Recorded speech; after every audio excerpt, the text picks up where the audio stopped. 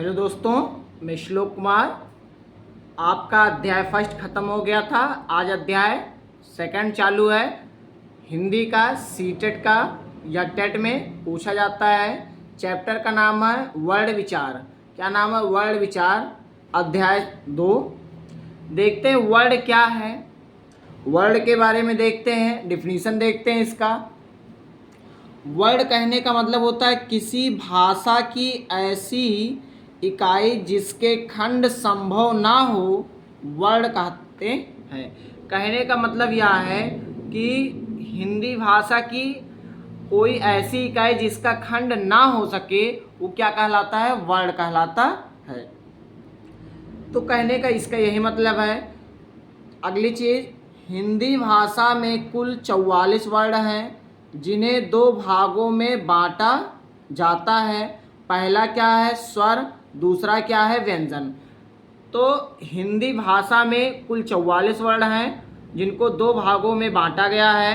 पहला है स्वर, दूसरा है व्यंजन। अगला क्या है? स्वर क्या है? स्वर को देखते हैं, किसे कहते हैं स्वर?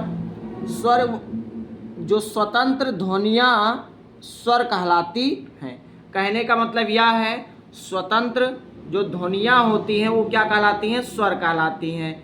अगला चीज़, नेक्स्ट इसी के नीचे अब कुछ स्वरों के चिन्ह हैं। बड़ा, छोटी, बड़ी, छोटा ऊ, बड़ा ऊ, री, ए, आय, ओ, औ। ये आपकी क्या हैं? सभी स्वर की चिन्ह हैं। अगला देखते हैं। तो आपको वर्ड और स्वर समझ में आया। वर्ड क्या है? वर्ड में हिंदी भाषा में कुल कितने वर्ड हैं? दो भागों में इनको बांटा गया है। ये दो चीज़ आपको समझ में आ गया। अगला देखते हैं। नेक्स्ट देखते हैं क्या है।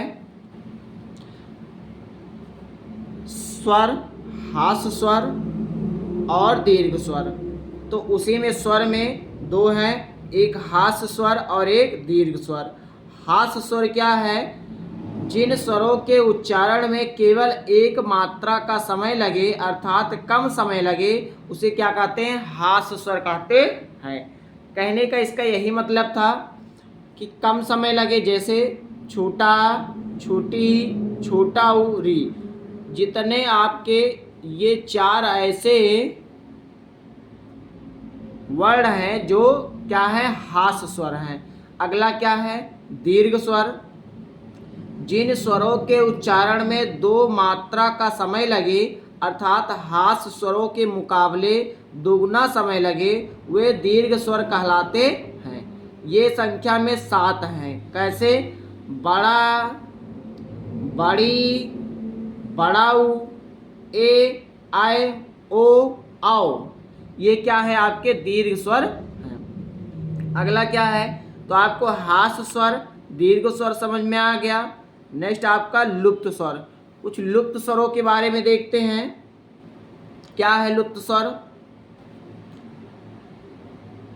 इनके उच्चारण में 3 मात्रा का समय लगता है। जैसे क्या? ओम। ओम क्या है? लुप्त स्वर है।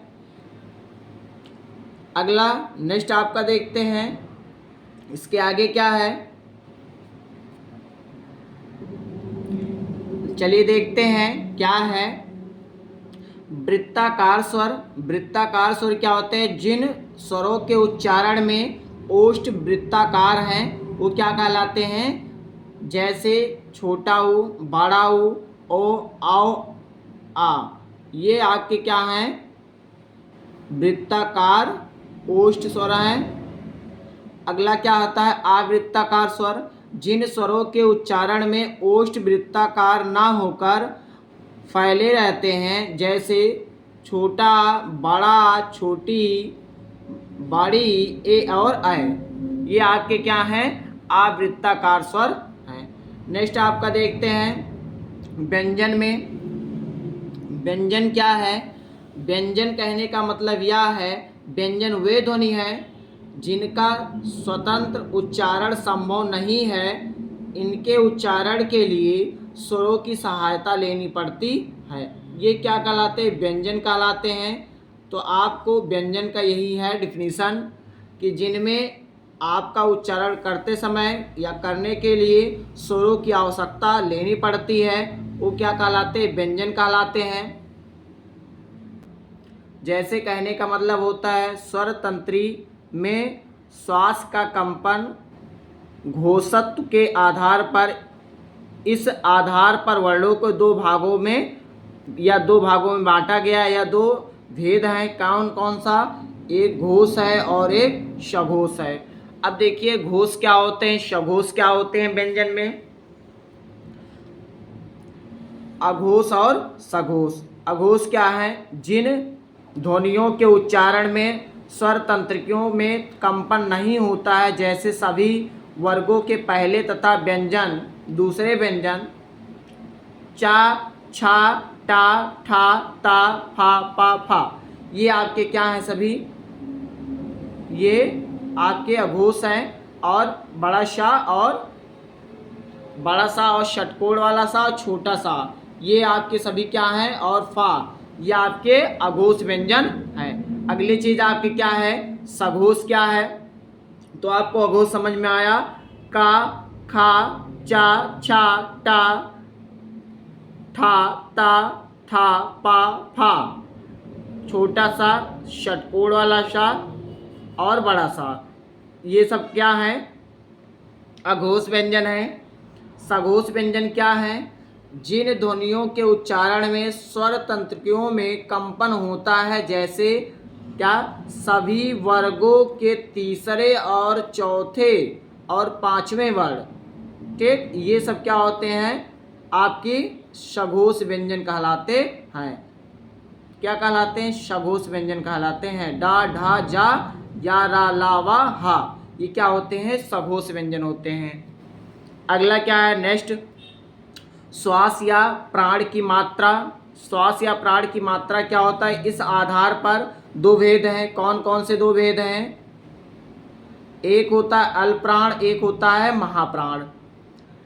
किसके आधार पर, श्वास या प्राण की मात्रा के आधार पर दो भेद होते हैं, अल्पप्राण और एक महाप्राण। अल्पप्राण क्या होता है, जिन ध्वनियों के उच्चारण में श्वास की मात्रा कम निकलती है, जैसे क्या, सभी वर्गों के पहले तीसरे और पांचवें वर्ण तथा रा या रा ला वा अल्प प्राण व्यंजन कहलाते हैं। अगला चीज महाप्राण क्या है, महाप्राण के बारे में देखते हैं।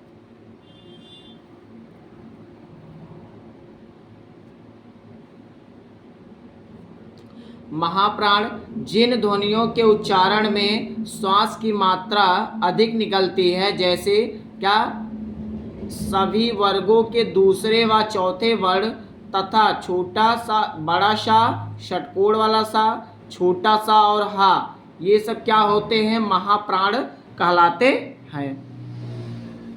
ये सब आपके महाप्राण कहलाते हैं। अगला चीज, अगला आपका है संघर्ष व्यंजन, जिनमें वायु स्थान विशेष से घर्षण करते हुए निकलती हैं, वो क्या कहलाते हैं, संघर्ष व्यंजन कहलाते हैं। जैसे जा, फा, जा तथा फा, ये क्या होते हैं, संघर्ष व्यंजन होते हैं। अगला क्या है, उत्क्षिप्त व्यंजन। उत्क्षिप्त व्यंजन क्या होता है, जिनके उच्चारण में या जिनके उच्चारण के समय जीभ पहले, यही है, उच्चारण के समय जीभ पहले ऊपर उठकर मूर्धा को स्पर्श करती है और फिर एकदम नीचे गिरती है, वे उत्क्षिप्त व्यंजन कहलाते हैं। जैसे ड़ा और ढा, ड़ा और ढा, ठीक, ड़ा नहीं, ये जो होता है अंगा, जैसे आपको कहने का मतलब ढोल वाला, ठीक। अगला क्या है, वर्णमाला। वर्णमाला क्या होता है, वर्णों का समूह वर्णमाला कहलाता है।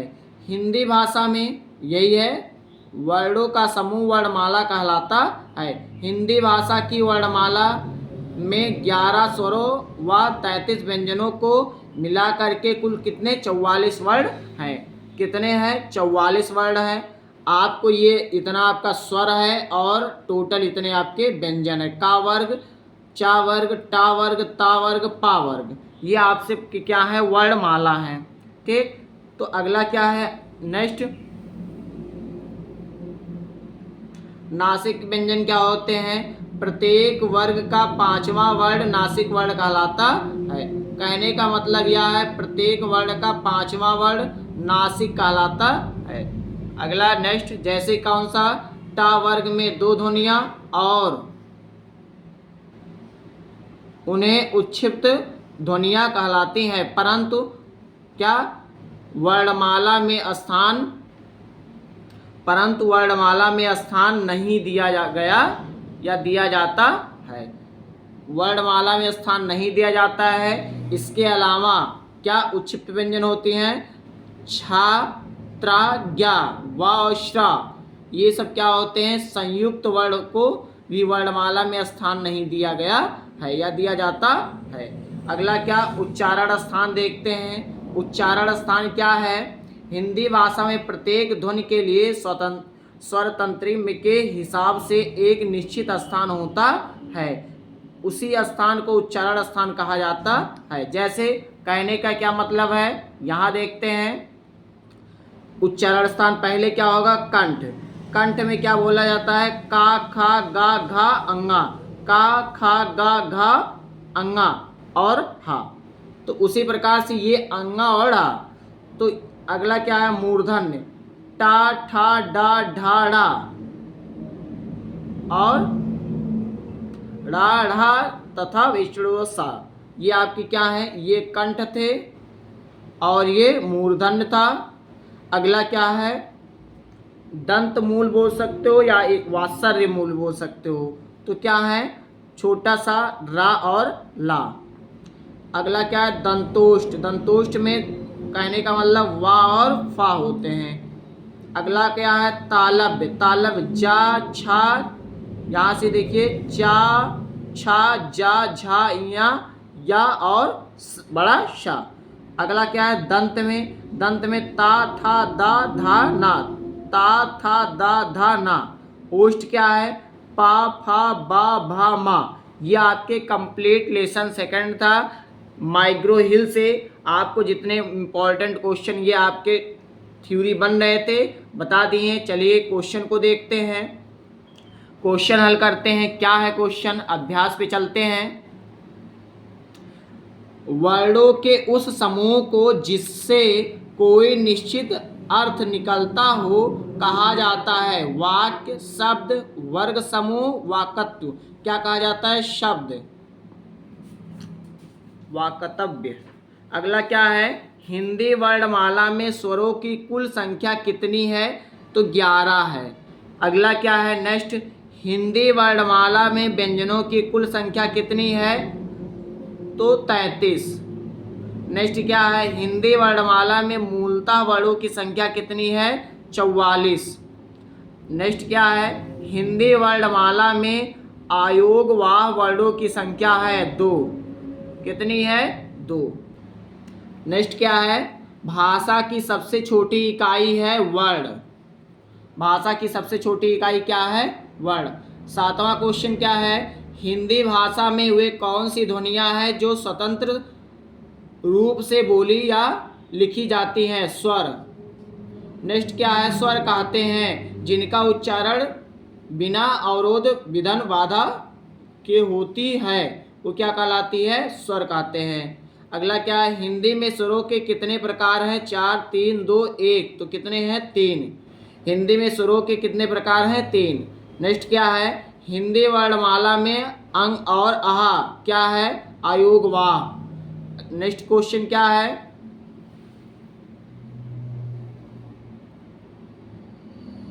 नेक्स्ट आपका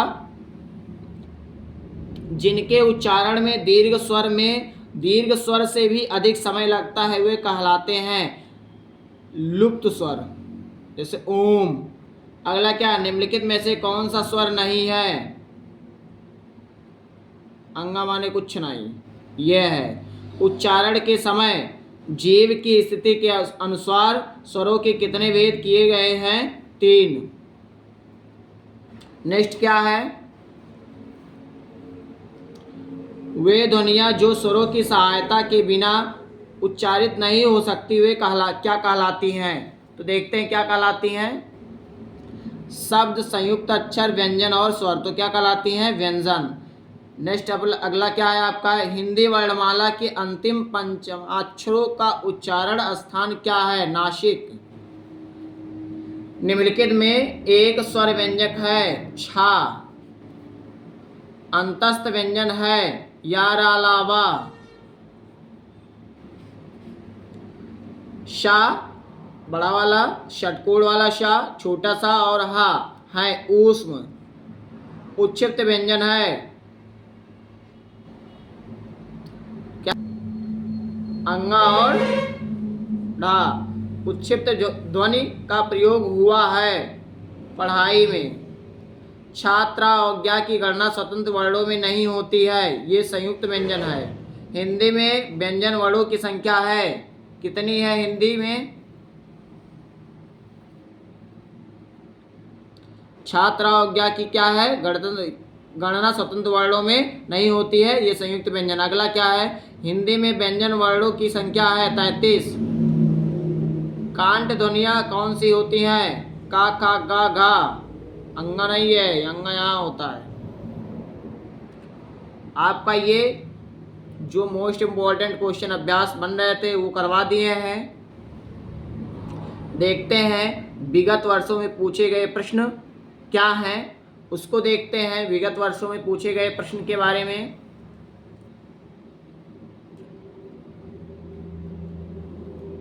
क्या है? पहला क्वेश्चन, निम्न में संयुक्त व्यंजन कौन सा नहीं है? या आपका संयुक्त व्यंजन नहीं है। नेक्स्ट अगला क्वेश्चन आपका क्या है? जिनका उच्चारण ऊपर के दांतों पर जीभ लगाने से होता है उसे क्या कहते हैं? दंत।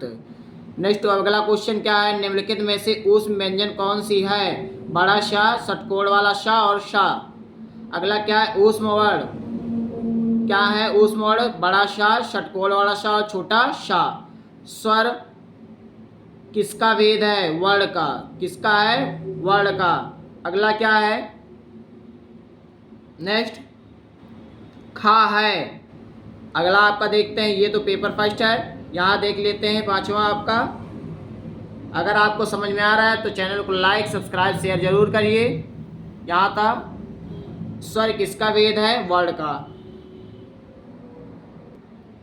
अगर आपको समझ में आ रहा है तो चैनल को लाइक, सब्सक्राइब, शेयर जरूर करिए। आपका कंप्लीट लेसन सेकंड हो गया है। यूपी टेट में आने वाले जो जितने इम्पोर्टेंट क्वेश्चन बन रहे थे उसको आपको मैंने बता दिया।